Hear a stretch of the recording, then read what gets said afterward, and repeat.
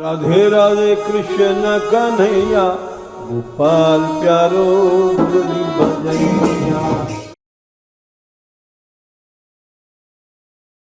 जय जय श्री राधे, जय जय श्री राधे, जय जय श्री राधे।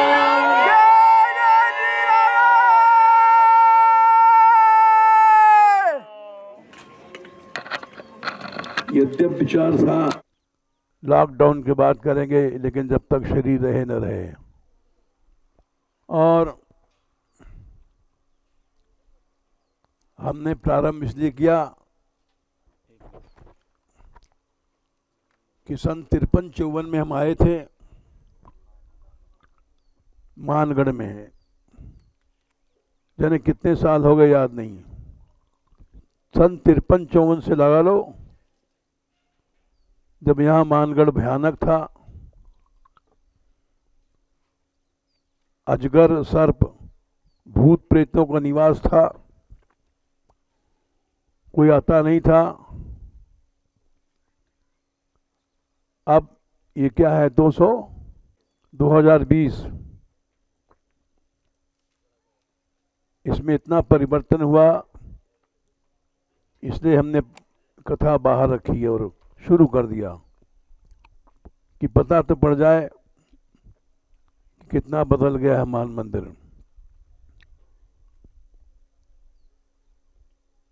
विचार था कि लॉकडाउन के बाद करेंगे, लेकिन जब तक शरीर रहे न रहे।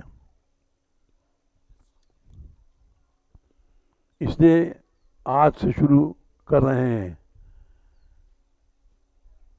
और सबको बाहर इसलिए बैठाला गया कि ठाकुर जी इसीलिए आए हैं, ये देखें मानगढ़ कितना बदल गया। कथा इसलिए शुरू किया हमने कि हम बहुत दिन रहे यहाँ,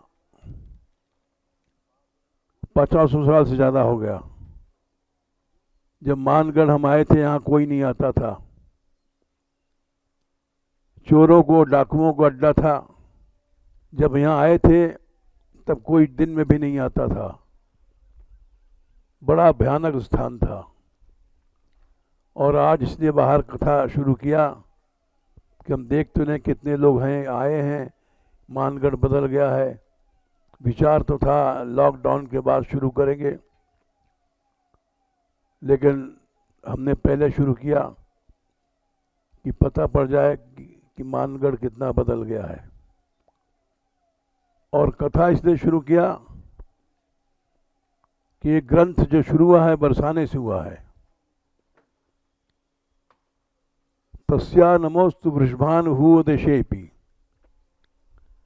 वृषभान नंदिनी जिस स्थान में रहती हैं, उस दिशा को, उस धाम को नमस्कार किया ग्रंथ के शुरू में। बरसाने से कथा शुरू भई है और बरसाने में कथा इसकी होनी चाहिए।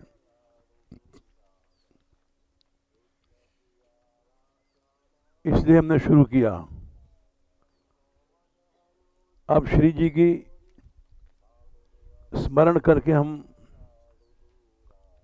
सुधानिधि की कथा प्रारंभ करते हैं। पहला श्लोक सब लोग बोल लो। यस्याः कदापि वसनांचल खेलनोत्थ धन्याति धन्य पवनेन कृतार्थमानी योगींद्र दुर्गम गतिर मधुसूदनोपि तस्या नमोस्तु वृषभान वो देशेपि। यस्या, यत् शब्द का षष्ठी है, एक वचन। जिनकी, कदापि माने कभी भी, किसी लीला में, वस्त्रांचल, वसन माने वस्त्र, कपड़ा, अगर झूलन के दिन हो तो हरा कपड़ा, हरी साड़ी, और बसंत वगैरह हो तो रंग बिरंगे पीले इत्यादि। ये अपने आप सोच लो, अपने आप विचार कर लेना चाहिए। उसमें उनका अंचल, वसन अंचल दीर्घ संधि है, मिलकर के वसनांचल बन गया। खेलन उत्थ, इसमें गुण संधि है। जो संस्कृत नहीं जानते हैं पूछ ले एक दूसरे से, हो एक दूसरे को मदद करो। जो संस्कृत नहीं जानते हैं उनको बोध हो जाएगा, ज्ञान हो जाएगा। खेलन माने खेलने में, खेलना क्या है? बसंत का ऋतु है तो होली है, झूलन का ऋतु है झूला है, उसको खेलन कहते हैं। खेलन मन लीला, उत्थ मने उसमें उनका उड़ा, अंचल का छोर उनका उड़ा, उठा, और हवा चली थी इसलिए उठा था। उस पवन से, उस हवा से मधुसूदन माने भगवान कृष्ण, मधु माने मीठा, शहद इत्यादि अनेक अर्थ होते हैं, लेकिन यहां लिया जाएगा मधुर लीला श्री जी की। उसको सूदन माने आस्वादन करने वाले श्री कृष्ण। वो कैसे हैं? योगींद्रों के लिए जिनकी गति दुर्गम है। योगी कौन है? ब्रह्मा शिव आदि योगी हैं। इनके इंद्र राजा हैं। इनके लिए भी जिनकी गति बड़ी दुर्गम है, नहीं जानी जा सकती है। गम धातु से अक्ति प्रत्यय करके गति बना है। ऐसे मधुसूदन, मधु माने मीठा, मीठी लीला का आस्वादन करने वाले, और जो ब्रह्मा शंकर को भी जिनकी गति जानना दुर्गम है, कठिन है, असंभव है, वो भी अपने आप को धन्य, धन शब्द से धन्य बना है। धनम अर्हति इति धन्य, जिसके पास धन हो गया है वो धन्य होता है। धन ही नहीं, अति धन्य, धन्य से भी अति धन्य। वो आंचल की जो हवा उड़ी थी, उस हवा को कृष्ण ने पाया, मधुसूदन श्याम सुंदर ने, और वो अपने को धनी समझने लग गए, अति धनी, उस हवा को पा करके। ऐसी जो वृषभानु नंदिनी राधा रानी है, वृषभानु, वृष कहते हैं धर्म को, जो निकुंज धर्म है, परम गोपनीय धर्म है, उसको प्रकाशित करने वाले। जब से राधा रानी प्रकट भई हैं, निकुंज धर्म प्रकट हुआ है। इसलिए वृषभानु माने धर्म के जो भानु हैं, सूर्य हैं, उनसे जो उत्पन्न भुआ माने पैदा भई हैं, प्रकट लीला इस संसार में हम लोगों पर कृपा करने के लिए। उनसे उत्पन्न हुई राधा रानी, वो जिस दिशा में,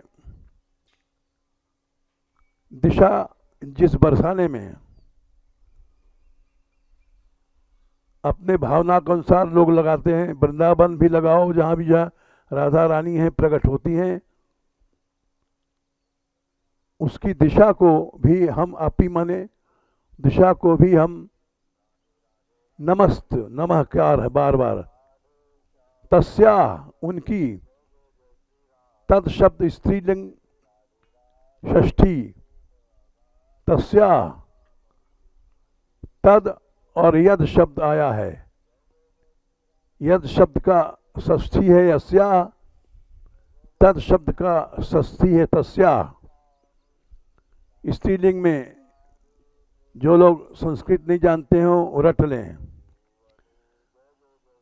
तस्या उनकी, उनको हम नमस्कार करते हैं। जो बृषभान नंदिनी की दिशा है उसको नमस्कार करते हैं। बरसाना, वृंदावन, चाहे रावल कहीं भी हैं, प्रकट लीला में कई स्थान हैं। सबसे पहले बरसाना है, रावल में भी प्रकट लीला हुई है, वृंदावन तो है ही है। इसलिए जहाँ राधा रानी हैं उस दिशा को हम नमस्कार करते हैं। ये पहला श्लोक था। एक दूसरे की सहायता किया करो, क्योंकि विस्तार से कथा नहीं हो सकती है। हम तो केवल प्रारंभ कर रहे हैं, क्योंकि बरसाने से प्रारंभ है इस कथा का, और बरसाने में ही आज इसका अभाव है। यद्यपि कथा यहाँ बराबर चल रही है और चलनी भी चाहिए, लेकिन राधा रानी कथा, केवल राधा रानी की कथा यही बरसाने में होना चाहिए। ये पहला श्लोक था। दूसरा, ब्रह्मेश्वरादि सुदुरूह पदारविंद, बोलो श्रीमत् पराग परमाद्भुत वैभवाया सर्वार्थ सार रसवर्षि कृपार्थ दृष्टेश तस्या नमोस्तु वृषभान भुवो महिम्ने। अब दिशा को पहले नमस्कार किया। राधा रानी जिस दिशा में है उसके बाद उनकी महिमा को नमस्कार कर रहे हैं दूसरे श्लोक में। उनकी महिमा कैसे है? ब्रह्मा माने ब्रह्मा जी, या ब्रह्म माने भगवान। भगवान के तीन रूप हैं, ब्रह्म रूप है, ईश्वर रूप है और भगवान रूप है। ये आगे कभी बताएंगे विस्तार से। तो ब्रह्मा जी या ब्रह्म ईश्वर आदि की, ये भी दुरूह माने कठिन, सुदुरूह माने अत्यंत कठिन, पदारविंद जिनके चरण कमल। पद और अरविंद में दीर्घ समास है। एक दूसरे से पूछ लेना, जो संस्कृत नहीं जानते हैं पूछा करें। जिनके चरण कमल ब्रह्मा शिवादि ईश्वर के लिए भी, जिनके चरण बहुत कठिन है मिलना। श्रीमत् पराग परमाद्भुत वैभवाया। कैसी राधा रानी है? श्री से युक्त, मत माने वाली, पराग, पराग कहते हैं कमल के भीतर जो पुष्प रह जाता है उसको। फूल में दो चीज होती हैं, एक सुगंधी के कण रहते हैं उसको पराग कहते हैं, और उसके अंदर रस रहता है उसको मकरंद कहते हैं।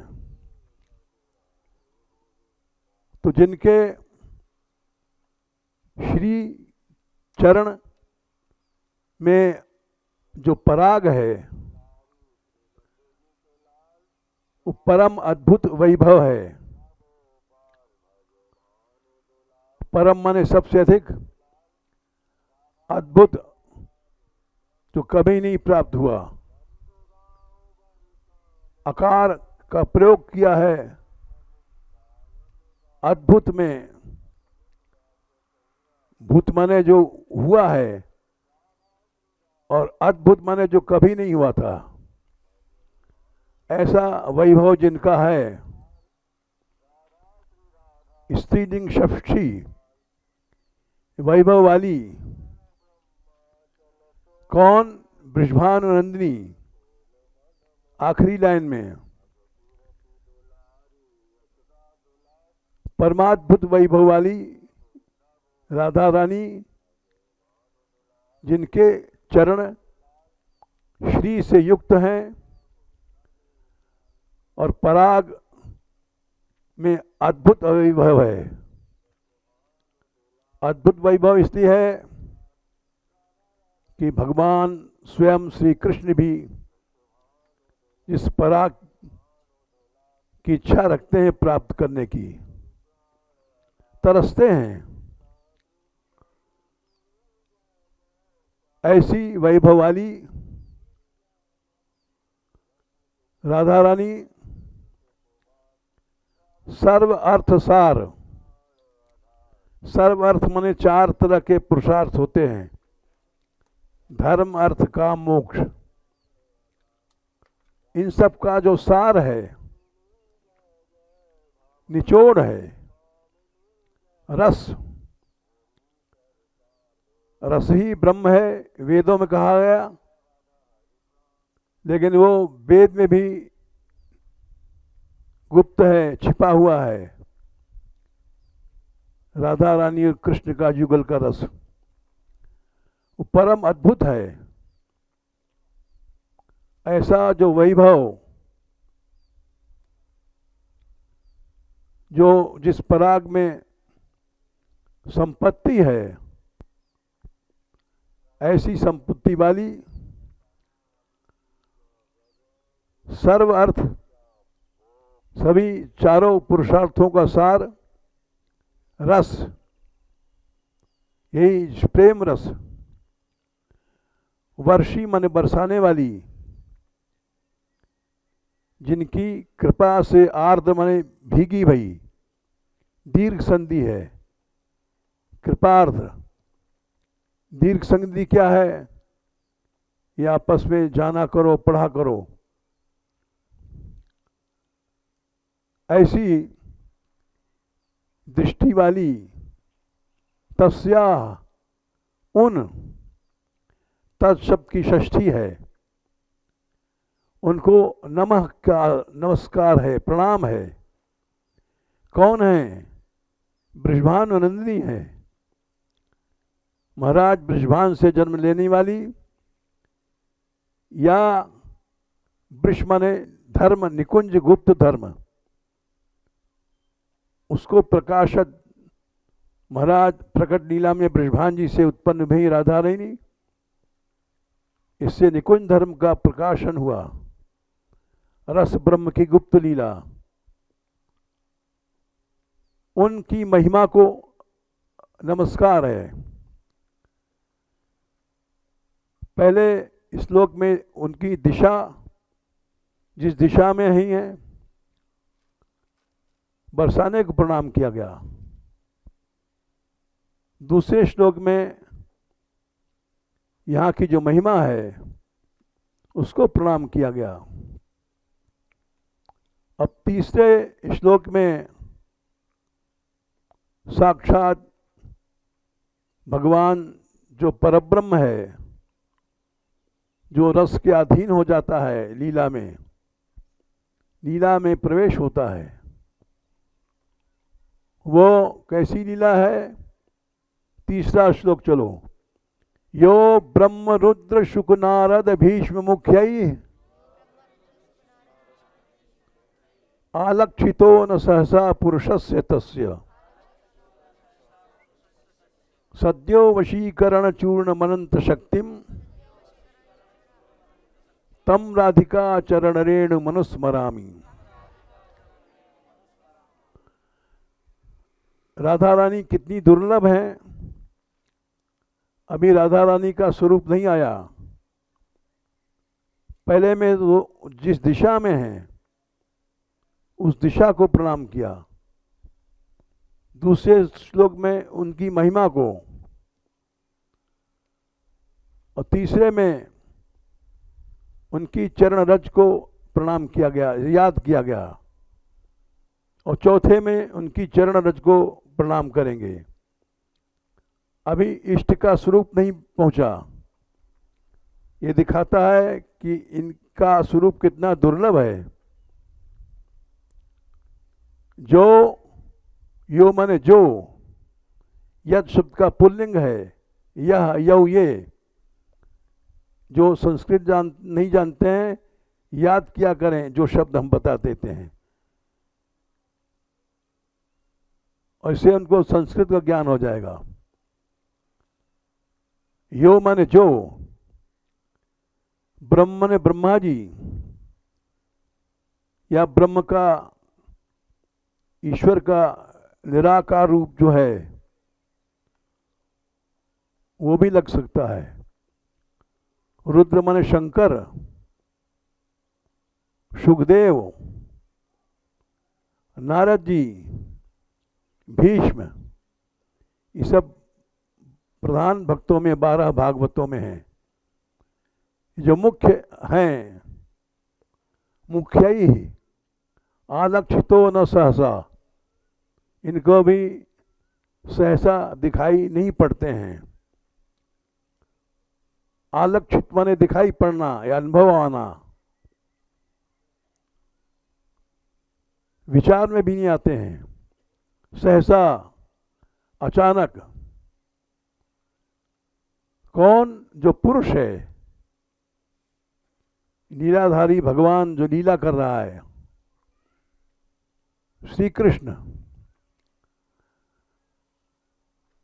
पुरुष श्री कृष्ण है, साक्षात लीला कर रहे हैं।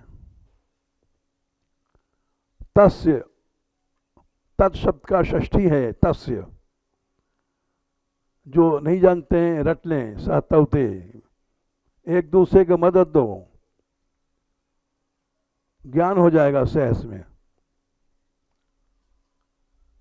तस्य, उस पुरुष भगवान की, सद्या माने उसी समय,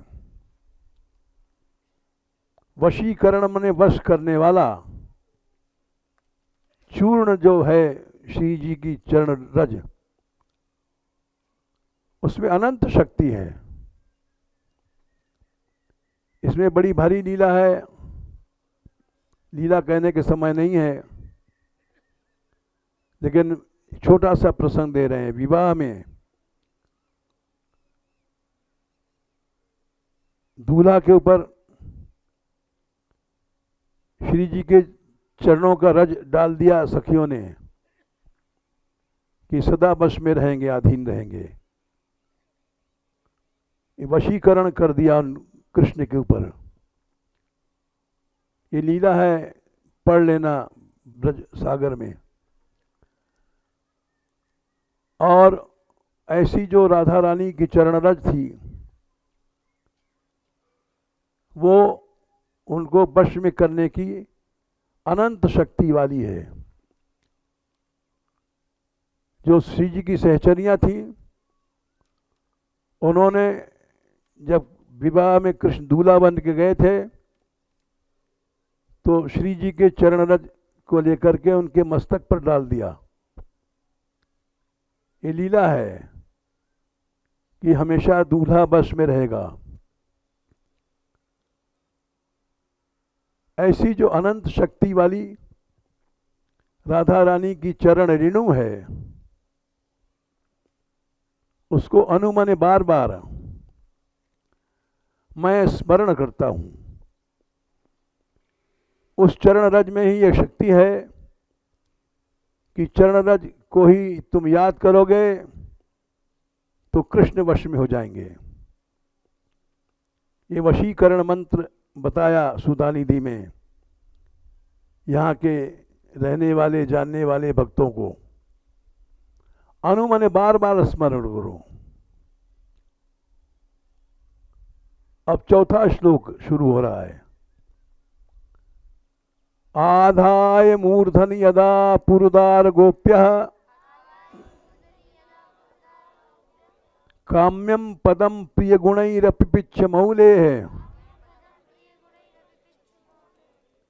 भावोत्सवेन भजताम रसकामधेनु तम राधिका चरण रेणुम हम स्मरामि।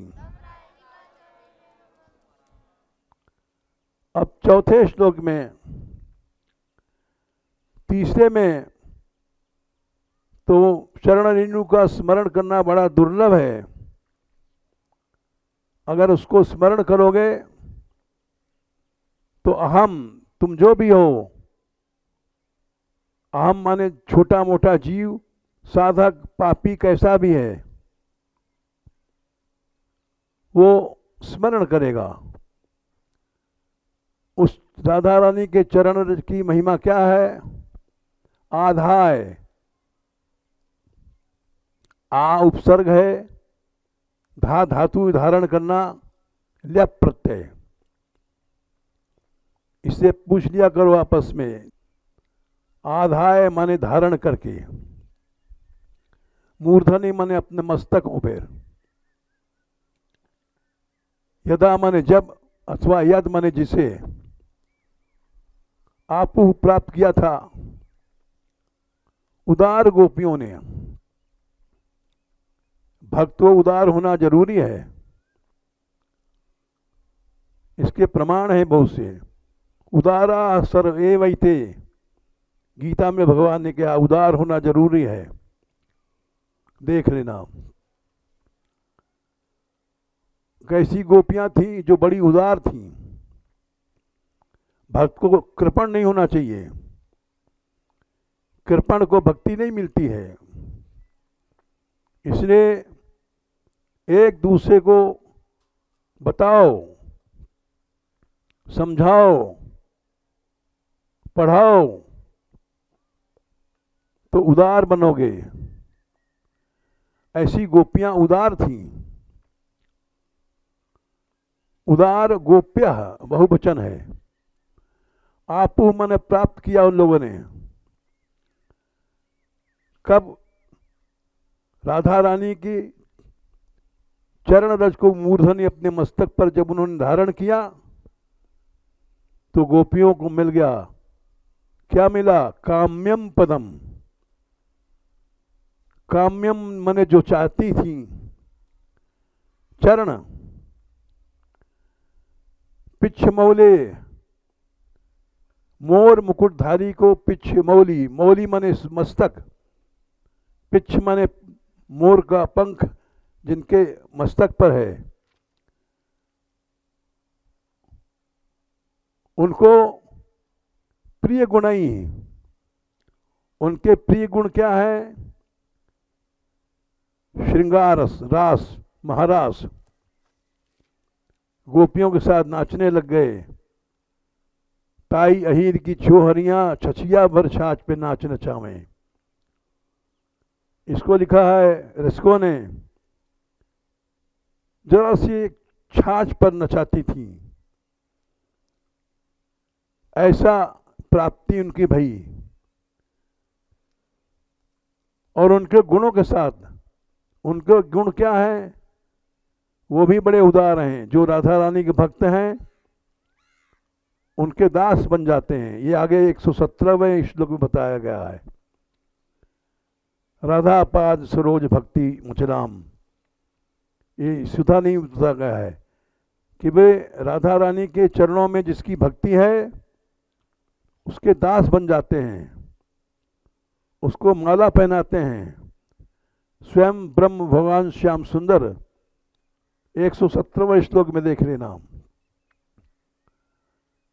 ऐसी प्राप्ति हो जाती है राधा रानी के चरण रज को ध्यान करने से, पालन करने से, पाने से। उनके प्रिय गुण, प्रिय गुण क्या है?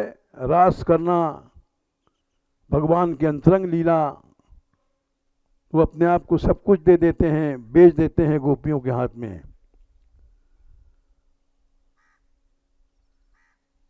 उनके गुणों के साथ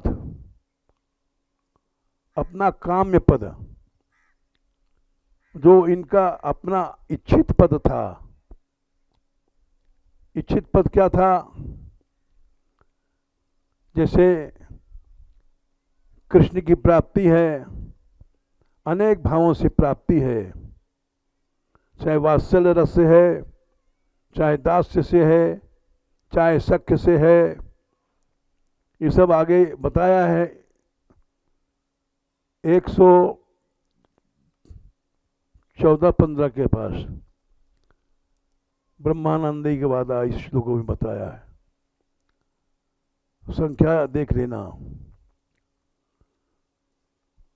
इस तरह से दास्य भक्ति, सख्य भक्ति, वात्सल्य भक्ति, ये सब 147वें में बताया है, देख लेना। सबकी प्राप्ति राधा रानी के चरण रस से होती है।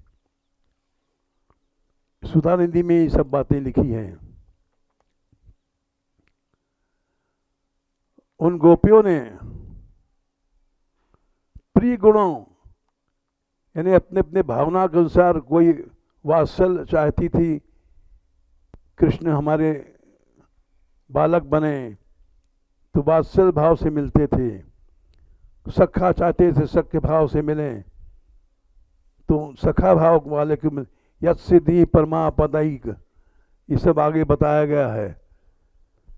राधा रानी के कारण ही सब दास्य, सख्य, वात्सल इनको प्राप्ति भई है।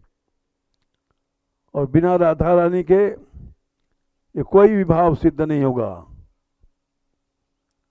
ये आगे चल करके राधा दास्यम अपास्य यह प्रयतते, एक श्लोक आएगा। श्री जी की दास्ता को छोड़ करके जो कृष्ण से मिलने की आशा करता है, उसको एक बूंद मिलती है समुद्र के आगे, और कुछ नहीं मिलेगा। चाहे दास्य है, चाहे सख्य है, चाहे वात्सल्य है, चाहे किसी भाव की प्राप्ति है। ये लिखा है इन्होंने स्वयं आगे चल करके। लेकिन उदार गोपियों ने, चाहे वात्सल्य वाली हैं, चाहे श्रृंगार वाली हैं, अनेक तरह की गोपियां हैं, सब उदार हैं। और उन्होंने अपना अपना इच्छित पद प्राप्त किया, काम्य पद। जिस भाव से वो श्री कृष्ण को चाहती थी, उस लीला की इनको प्राप्ति भई।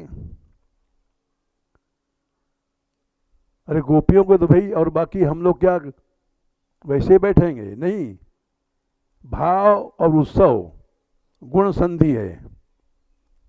आ और ऊ मत करके ओ बन गया, भावोत्सव बन गया शब्द। भावों के उत्सव के साथ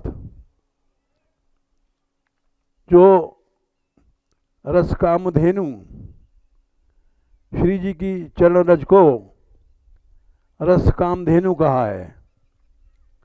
रस माने ब्रह्म भगवान, इनकी कामनाओं की देने वाली कामधेनु गैया है उनकी। ऐसा जो राधा रानी के चरणों का, चरण रज का स्मरण करेगा, भक्ति करेगा, पाएगा, उसके लिए वो रस कामधेनु है। ऐसी राधा रानी के चरण रेणु को मैं अहम स्मरामि, याद करता हूं। याद इसलिए कहा कि अभी हमें प्राप्त तो है नहीं, न राधा रानी प्राप्त हैं, न उनकी चरण रज प्राप्त है। लेकिन भावना से, भावना के उत्सव से भजन करेंगे। इसीलिए हम चाहे पापी हैं, अधम हैं, ये आगे चल करके उन्होंने बताया है सदयोगींद्र सुदृश्य इस श्लोक में, ये क्रूरा अपि पापिनो 264 के आसपास बताया है। देखने योग्य नहीं है, ऐसे पापी हैं जो उनका याद नहीं करना चाहिए, सुनने योग्य नहीं है।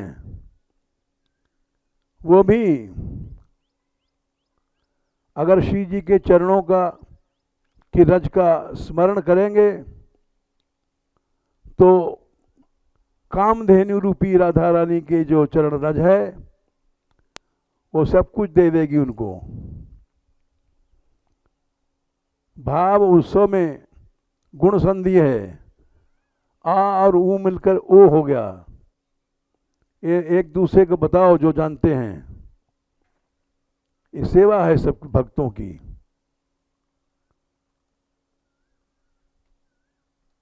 भावो समय ने भजताम, भजताम क्षत्रिय प्रत्यय षष्ठी बहुवचन।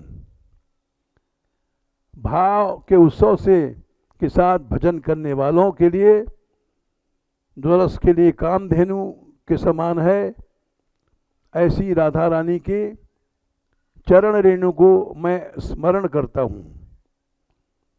हम लोग यहाँ रहते हैं ब्रज में, साक्षात राधा रानी के चरण रज की प्राप्ति तो नहीं है, लेकिन तीसरा और चौथा श्लोक है, हम यहाँ की रज को स्मरण करेंगे, याद करेंगे, यहाँ इसी भाव से रहेंगे। धाम महिमा भावोत्सव में तो हमको श्री जी और ठाकुर जी का रस मिलेगा। ये चौथा श्लोक हुआ। पांचवा बोलो, दिव्य प्रमोद रसार निजांग संग पीयूष वीचि निचयैरभिषेचयन्ति कंदर्प कोटि शरमूर्छित नंदसूनु संजीवनी जयतिका निकुंज देवी।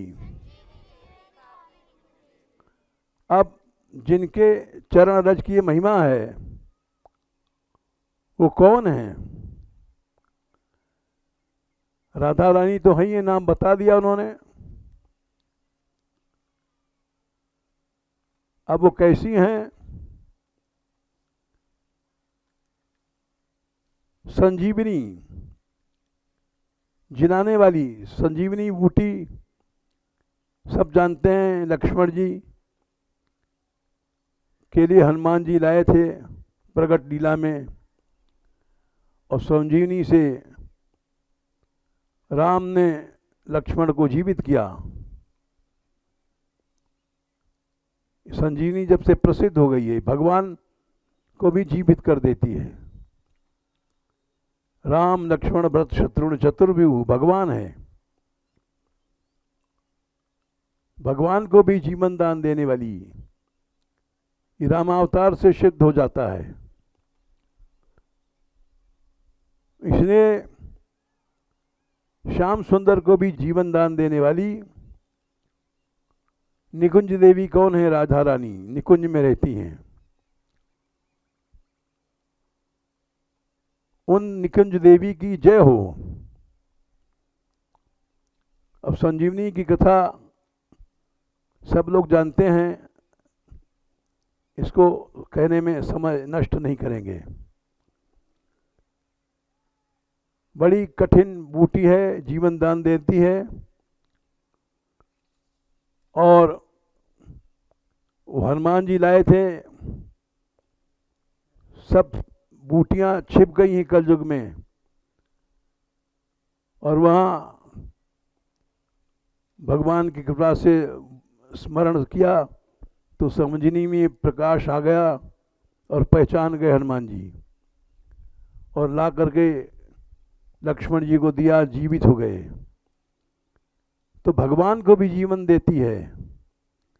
वैसे यहाँ कृष्ण भगवान है। इनको भी जीवन दान देने वाली राधा रानी की चरण रज है। उन निकुंज देवी की जय हो। आखिरी लाइन, जयति कापी माने कोई हैं, कोई कौन है, ऊपर बताया राधिका राधा इत्यादि। कैसी हैं राधा रानी? संजीवनी बूटी कैसे देती हैं? जैसे हनुमान जी ले गए थे तो उसकी विधि सुषेण वैद्य जी को लंका से लाए, उखाड़ करके घर उखाड़ लाए, तो उन्होंने उसकी विधि बताई। वैसे ही ये जो संजीवनी बूटी है, ये धाम निष्ठा में महात्माओं ने शतक आदि में बताया है। यहाँ रहो, यहाँ निष्ठा से रहो, और ये यहाँ अपने आप वृंदावनेश्वरी 12वें श्लोक से शुरू होता है, 12-13 में आगे बताएंगे। तो वह निकुंज देवी कोई हैं, कापी माने कोई हैं, कोई कौन है ऊपर बताए हैं राधा रानी। निकुंज देवी हैं, उनकी जय हो। जय उत्साह उत्कर्ष मनाता है, इसके जय करने से उनका जय नहीं होगा। वो तो स्वतः विजया रूपी हैं। और उनकी देवी की जय हो। अपने स्मरण, अपने कल्याण के लिए जय बोल रहा। जैसे हम लोग जय बोलते हैं तो इसका मतलब ये नहीं कि हमारे जय बोलने से भगवान की महिमा बढ़ेगी।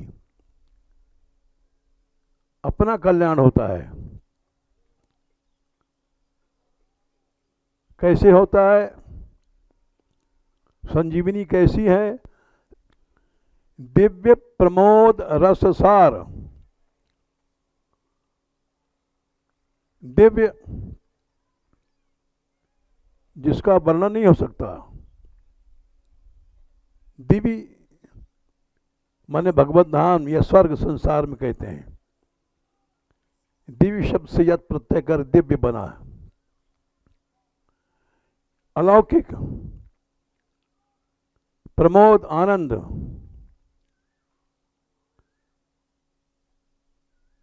क्या है? रस। उसका सार,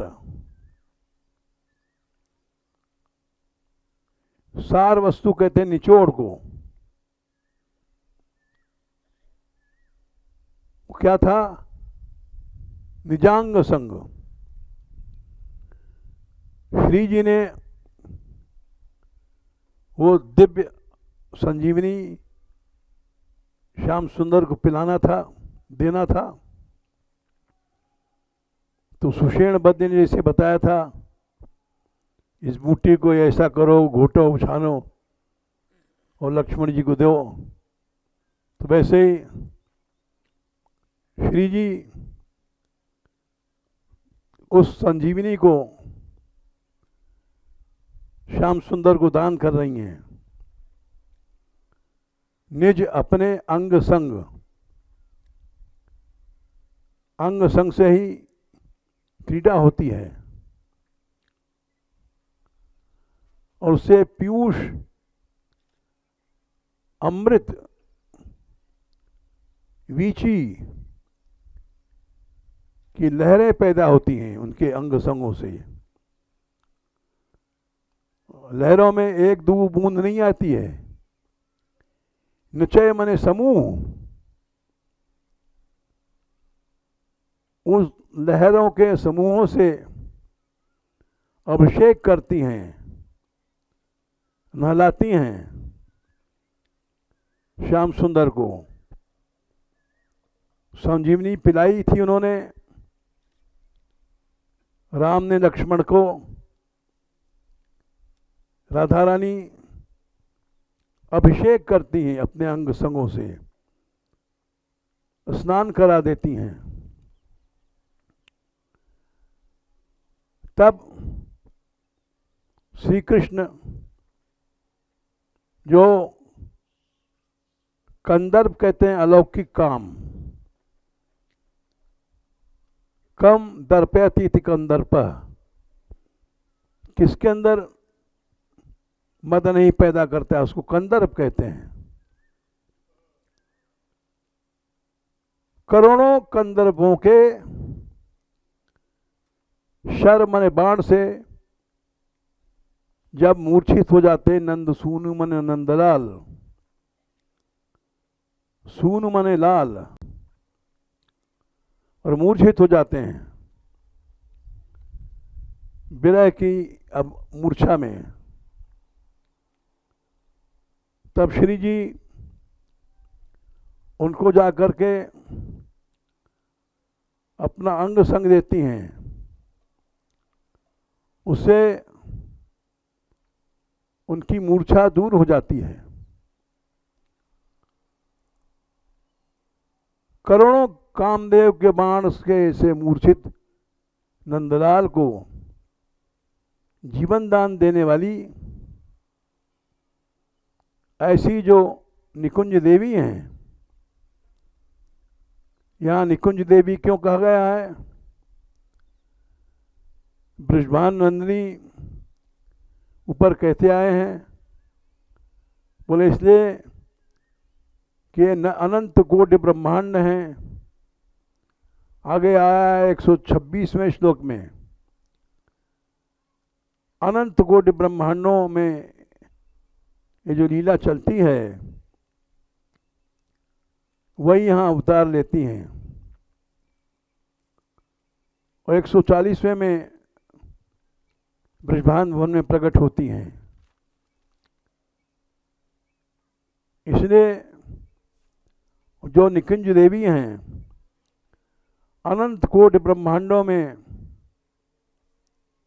जहाँ जिनकी लीला चलती रहती है, हर ब्रह्मांड में कृष्ण मूर्छित हो जाते हैं श्री जी के विरह में, और हर ब्रह्मांड में यही निकुंज देवी उनको जीवित करती हैं। दिव्य प्रमोद रसार निजांग संग पीयूष बीच नीचे अभिषेचयंती।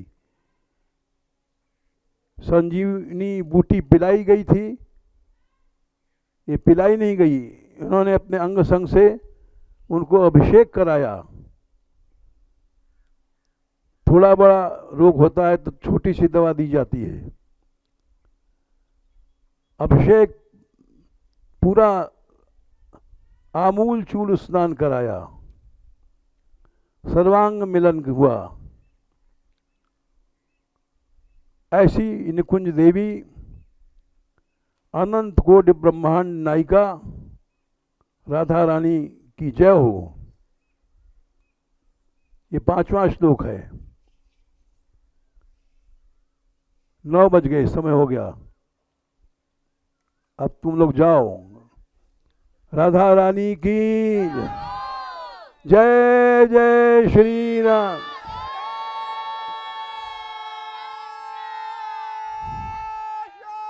हमने तो इसलिए शुरू किया कि थोड़ा सा जीवन है, यहाँ श्री जी के धाम में ये कथा बराबर चलनी चाहिए। जाओ, जय श्री राधे।